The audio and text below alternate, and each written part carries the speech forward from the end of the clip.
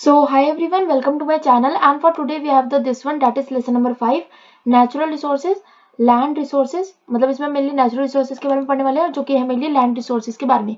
So natural resources के आपका जो पूरा यूनिट है that is more important, and ये आपके इसमें से मोस्टली क्वेश्चंस आते हैं. That is lesson 5.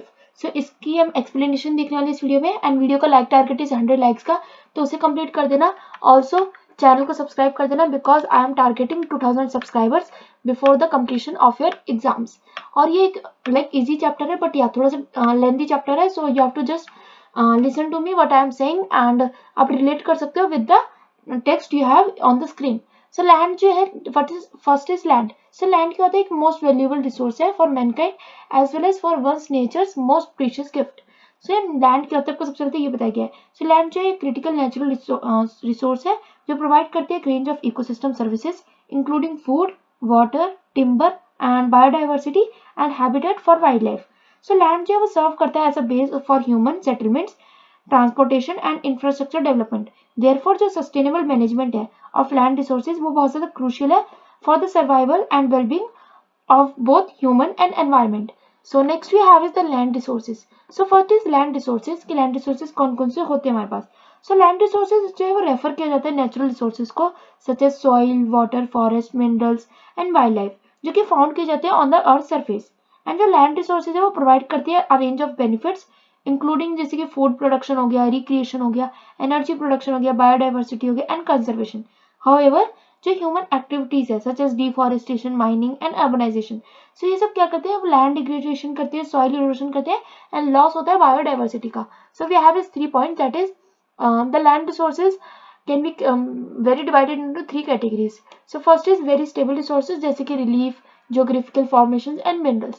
Moderately stable जो है that is soil and water, and जो unstable resources that is vegetation and the biodiversity.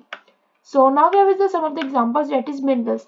So minerals जो है एक pure inorganic substance है जो कि अक्कर करते हैं naturally in the earth's crust, मतलब कि naturally earth crust में से मिलता है. ऑलमोस्ट ऑल जो मिनरल्स है वो अर्थ क्रस्ट में मिल जाते हैं हमारे को, एंड मिनरल्स जो है वो नॉन रिन्यूएबल रिसोर्सेज होते हैं. लाइक वो जो है बार बार ज़्यादा जल्दी नहीं आ पाते हैं, एंड दैट इज की like phosphates, gypsum, and then you have is clay and sand. So ये कुछ एग्जांपल्स है of the minerals. Next is soil. So soil जो है डिफाइन करता है as the outer most thin layer of the earth crust, and जो कि serve करता है natural medium for the growth of plants, provide करते हैं उन्हें एक substrate for the encourage and essential nutrients के लिए for their growth. So soil जो है एक complex mixture है of organic and mineral content जो कि constantly क्या है? So constantly being formed by the chemical decomposition, mechanical disintegration of rocks. तो आपको ज़्यादा समझ नहीं आया होगा, बट जितना समझ आया उतना समझ सकते हो, बिकॉज ज़्यादा मुझे भी नहीं लगा कि इंपॉर्टेंट है. बट यस, जो सॉइल है, the soil across the world वो वेरी करती है with the respect of its characterisation and properties which forms the basis of its classification. और जो मेजर सॉइल ग्रुप्स है found in India, that is alluvial soil, black soil, red soil, laterite soil, desert soil and एड्स soil. So आपको comment से बताना है कि India में सबसे ज्यादा जो है कौन सी सॉइल पाई जाती है, एंड आपको कमेंट से बताना है, and that is your task. Next is agriculture. So agriculture के बारे में अगर हम देखें, so agriculture is like the most dominant use of land resources by humans has been in the form of agriculture. So आपको पता है जैसे इंडिया में most of the population है वो agricultural population है, and most of the people जो work करते हैं in agriculture only. And next we have is natural forest products. So natural forest product is NFP generally we says, or sometimes it says NTFP, that is non timber forest products. So सबसे पहले आपको बताना चाहिए जो food forest products है are the materials drive from the forest consumption and profitable जो हम उसको यूज कर सकते हैं. सो ये जो मेनली होते हैं जैसे कि timber, firewood, wood pulp of paper, forage for life stock etcetera. And there are other non wood products होते हैं जो कि ड्राइव होते हैं from the forest, which include nuts, resins, gum, medical plants, and edible fruits and oils. Then we have is the which are collectively called as non-timber forest product, that is NTFPS, like NTFP, and then you have is on the short like in the smaller one, that is the S. Next you have is medical plants. So medicinal plants कौन से होते हैं जो कि generally like medicine provide करते हैं, तो ये तो आपके लिए बहुत ज़्यादा ईजी होने वाला है. Like medicinal plants are the valuable natural resources जो कि ऑब्टेन होते हैं फ्रॉम द लैंड और जो कि which have been used by human communities since prehistoric times. Like हम हल्दी वगैरह का यूज करते हैं बहुत ज्यादा, लाइक टर्मरिक का हम यूज करते हैं एंड भी बहुत सारी चीजें होती है जो कि मेडिसिनल प्लांट्स होते हैं हमारे पास।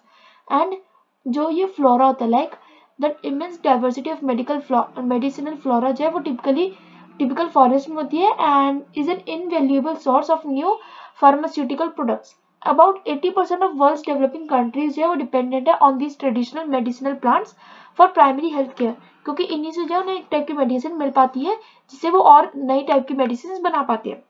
Next is land cover and land use change. So land cover क्या है और लैंड यूज चेंज क्या है, सबसे पहले तुमको ये बताना चाहिए। सो लैंड कवर रेफर करता है एक particular, like land cover refers to the observe biophysical cover on the surface of the earth, where the vegetation, water, bare soil and urban infrastructure. So next अगर हम बात करें मेरे लिए land change के बारे में, इसके बारे में मैं भी आपको और भी बताने वाली हूँ। सो लैंड यूज चेंज अगर हम देखें नॉर्मली, सो ये होता है conversion of terrestrial land surface for anthropogenic uses. और जो ये यूज होता है लैंड रिजल्ट का, ये चेंज होता है in the structure and functioning of ecosystem. अब मैं आपको नॉर्मल अपनी लैंग्वेज में बताती हूँ कि लैंड कवर क्या है और लैंड यूज चेंज क्या है, बिकॉज ऐसे तो आपको कुछ भी नहीं समझ आएगा। सो लैंड कवर क्या होता है, लैंड कवर जो है वो रेफर करता है एक फिजिकल और बायोलॉजिकल कैरेक्टरिस्टिक्स को of the land surface such as forest, grassland, wetlands and urban areas. Next है land use change.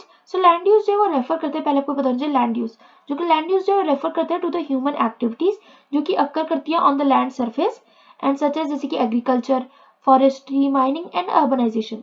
Then you have land cover and land use जो कि चेंज होते हैं can have a significant environmental impacts including habitat destruction, soil erosion and loss of biodiversity. Next, here we are moving with the land degradation. And land degradation एक बहुत ज़्यादा important topic है.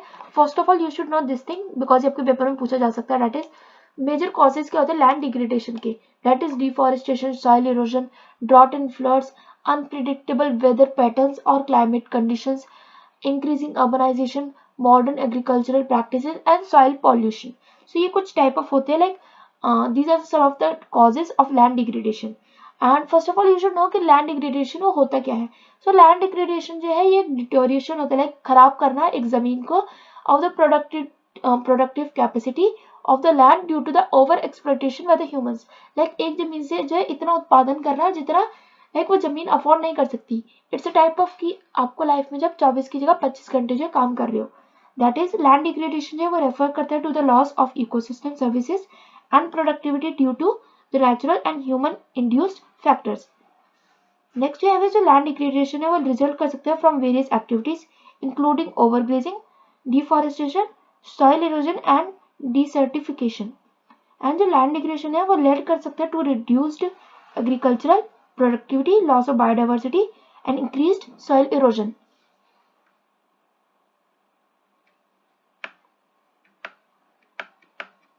So next we have is soil erosion. सब soil erosion क्या होता है? So soil erosion होता है एक loss of top soil due to the wind, water और other natural factors. So soil erosion जो है वो अक्कर कर सकते हैं naturally, but human activities such as deforestation और इंटेंसिव एग्रीकल्चर वो एक्सेलरेट करते हैं इस प्रोसेस को, और जिसकी वजह से सॉइल इरोजन जो है वो और ज्यादा बढ़ता है। Next you also have is कि जो सॉइल इरोजन है वो रिड्यूस कर सकते हैं सॉइल की फर्टिलिटी को और इंक्रीज कर सकते हैं sedimentation in water bodies and increase कर सकते हैं risk of landslides.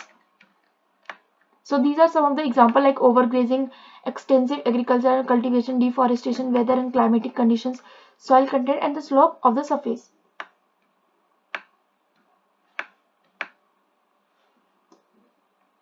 So next we have is desertification. So in desertification we have is ये एक process होता है of land degradation in arid and semi-arid regions due to the natural or human induced factors. और desertification जो है ये can result from various activities including overgrazing, deforestation and unsustainable land use practices. So desertification जो है ये lead कर सकते हैं to the reduced agriculture productivity, loss of biodiversity and increase कर सकते हैं soil erosion को. And now we are moving to the last, maybe I think last or the second last, that is deforestation. So deforestation के बारे में तो बहुत बच्चों को पता ही होगा, बट इसका एक मैं आपको नॉर्मल बता देती हूँ. डेट इज डिफॉरेस्टेशन एक रेफर करता है removal of trees from forests from various purposes, like for various purposes such as including timber, agriculture and urbanization. और deforestation जो है can have a significant environmental impacts including habitat destruction, loss of biodiversity, soil erosion and climate change. So the next we have is here causes of deforestation, that is agriculture and plantations.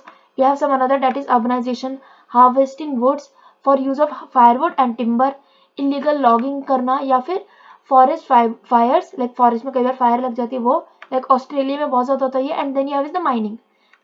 Next we have is impact of mining and dam building. So mining और dam building का क्या impact होता है, that you should know. So the major impact जो mining और deforestation का होता है, सबसे पहले हम ये बात कर लेते हैं, that is deforestation और जो loss होता है vegetation का, pollution जो है वो एक बहुत ज़्यादा impact करता है mining और deforestation को. Then you have is the land degradation and water loss. Siltation क्या होता है ये आपको पता होना चाहिए. सो सिल्टेशन जो है ये एक मोस्ट सीरियस टेक्निकल प्रॉब्लम होती है जो कि फेस की जाती है by the dam industry. Is that of siltation, जो कि इंक्रीज कर देती है deposition of sediments brought along by the river at the bottom of the dam reservoir. Then you have is impact of ecosystem and biodiversity loss. And इसके बाद अगर हम देखें जैसे कि displacement of local indigenous communities, health problems and social issues. तो एक normal मैं आपको अपने लाइक लैंग्वेज में बता देती हूँ कि इम्पैक्ट क्या होता है माइनिंग एंड डैम बिल्डिंग का. सो माइनिंग और जो डैम बिल्डिंग होती है वो can have a significant environmental impacts including soil erosion, water pollution, loss of biodiversity and then you have is the and displacement of local communities. Therefore जो sustainable management होती है of mining and dam building जो है activities वो बहुत ज्यादा crucial है to minimise their environmental impact, कि वो एनवायरमेंटल इम्पैक्ट को जो है वो थोड़ा थोड़ा कम करना शुरू करें और धीरे धीरे बहुत ज्यादा कम कर दे. Next you have is steps हमारे को कौन कौन से लेने चाहिए for the sustainable management of land resources. So first is afforestation, that is कि हमारे को प्लांट्स को और ज्यादा लगाना चाहिए, लाइक प्लांट्स को और ज्यादा ग्रो करना चाहिए, फॉरेस्ट की मैनेजमेंट करनी चाहिए, लाइक उसकी क्लीनिंग वगैरह सब कुछ देखनी चाहिए एंड फॉरेस्ट को पूरा मैनेज करना चाहिए. Then we have is farming methods, सबको मॉडर्न फार्मिंग मेथड्स को टेक्निक्स को अपनाना चाहिए. लाइक हम जनरली क्या करते हैं जब फार्मिंग में इंडिया में मोस्टली ये चीज होती है, दैट इज कि जब भी लाइक लास्ट में पराली जलाने का काम होता है एंड वो एक सही मेथड नहीं है. वो इजी होता है फार्मर्स के लिए but it is not easy for the human beings to survive in this particular pollution. Then is water management. Water management बहुत ज्यादा इंपॉर्टेंट कॉन्स्टिट्यूएंट है for the soil, because soil formation वगैरह ये सब कुछ होता है, सॉइल की फर्टिलिटी मेंटेन करनी पड़ती है एंड सॉइल इरोजन जो है वो मेंटेन करना पड़ता है एंड प्रिवेंट करना पड़ता है mainly. Next is waste management. So waste management तो एक बहुत ज्यादा इंपॉर्टेंट टॉपिक है कि हमारे को वेस्ट को जो मैनेज करना पड़ता है. एंड नाउ अगर मैं आपको अपनी लाइन से बताऊं, so steps for sustainable management of land resources. तो हमारे को इंश्योर करना पड़ता है कि हमारी sustainable management of land resources and several steps हम ले सकते हैं including land use planning, soil को कंजर्वेशन करना, रिफॉरेस्टेशन या फिर अफॉरेस्टेशन करना, सस्टेनेबल एग्रीकल्चर प्रैक्टिसेस को लाइक परफॉर्म करना एंड प्रोटेक्ट करना बायोडाइवर्सिटी को. सस्टेनेबल मैनेजमेंट जो है ऑफ लैंड रिसोर्सेज वो हेल्प कर सकती है प्रमोट करने में इकोनॉमिक डेवलपमेंट को and social wellbeing and environmental sustainability.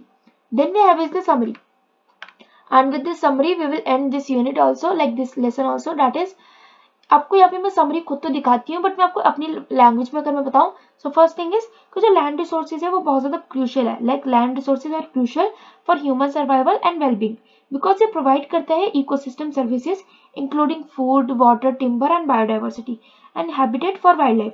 However जो ह्यूमन एक्टिविटीज है such as deforestation, mining and urbanisation वो लेड कर सकते हैं to the land degradation. Then we have soil erosion and loss of biodiversity. And then ये इसके therefore जो sustainable management है लैंड रिसोर्सेज की वो बहुत ज्यादा क्रूशियल है for the survival and the wellbeing of both humans and the environment. So ये आपके पास कुछ समरी जो मैंने आपको दी एंड दैट इज कि हमारे को लाइक लैंड जो हमारे को प्रोवाइड करती है वेरियस रिसोर्सेज, जैसे मैंने आपको बताया minerals, metals, then we also have is water, timber, ये सारी इकोसिस्टम से प्रोवाइड होती है हमें. And with this we end this chapter here only. And these are some of the glossary जो कि आप रीड कर सकते हो. दैट इज डिफॉरेस्टेशन क्या होता है, डिसर्टिफिकेशन क्या होता है, लैंड कवर क्या होता है एंड लैंड डिग्रेडेशन क्या होता है. And with this I will end this video here only. Video का लाइक टारगेट है 100 लाइक्स का, तो उसे कंप्लीट कर देना एंड चैनल को सब्सक्राइब कर देना फॉर द 2000 सब्सक्राइबर जो कि अभी हम उस मशीन पे है. So do subscribe the channel and कोई भी आपकी क्वेरी तो आप कमेंट से पूछ सकते हैं and do let me know कि आपको नेक्स्ट वीडियो कौन सी चाहिए. Stay safe, stay positive, all the best and thanks for watching. Bye bye.